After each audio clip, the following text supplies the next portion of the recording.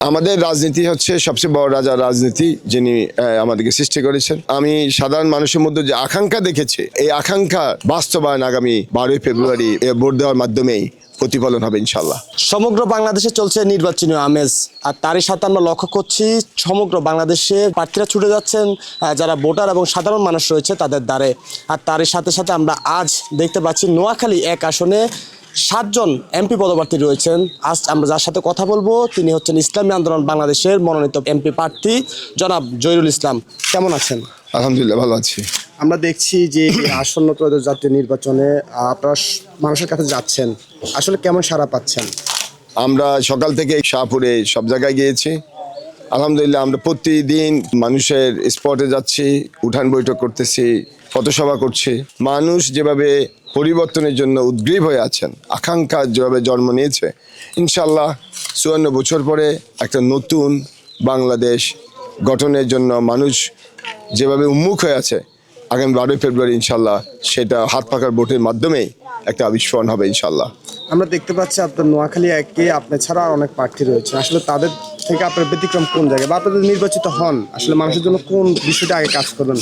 দেখেন, আমাদের রাজনীতি হচ্ছে সবচেয়ে বড় রাজা রাজনীতি, যিনি আমাদেরকে সৃষ্টি করেছেন। আর এটা আমি মনে করি ইবাদতের স্বার্থে করি আমি, এবং দুনিয়া এবং আখিরাতে সাকসেসের জন্য করি।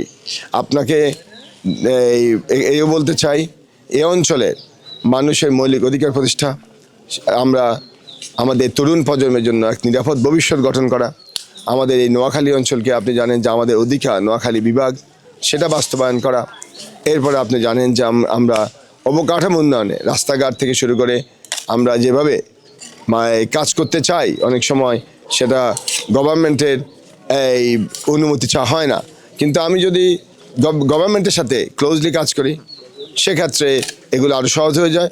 এই জন্য সাধারণ মানুষ মনে করছে যে গত 1 দশক থেকে আমরা যে কাজগুলো করে আসছি, শিক্ষা, চিকিৎসা, স্কিল ডেভেলপমেন্ট থেকে শুরু করে ফ্রি ড্রাইভিং স্কুল, আপনার কম্পিউটার প্রশিক্ষণ, আপনার ফ্রিল্যান্সিং, এই সেলাই প্রশিক্ষণ মা বোনদের জন্য আমরা যে কাজগুলো করছি, মানুষের এই কাজগুলো আরও বেশি বাস্তবায়নের জন্য আমি মনে করি সাধারণ মানুষের চাওয়ার কারণেই আমার এই ভোটে আসা। আমি সাধারণ মানুষের মধ্যে যে আকাঙ্ক্ষা দেখেছি, এবং এই আকাঙ্ক্ষা বাস্তবায়ন আগামী 12ই ফেব্রুয়ারি হাত পাকার ভোট দেওয়ার মাধ্যমেই প্রতিফলন হবে ইনশাল্লাহ। দর্শক, কথা বলছিলাম ইসলামী আন্দোলন বাংলাদেশ কর্তৃক মনোনীত এমপি পদপ্রার্থী জহিরুল ইসলামের সাথে। এশিয়া বাণীর সাথে থাকুন, আবারও কথা হবে নতুন কোনো দিগন্তে।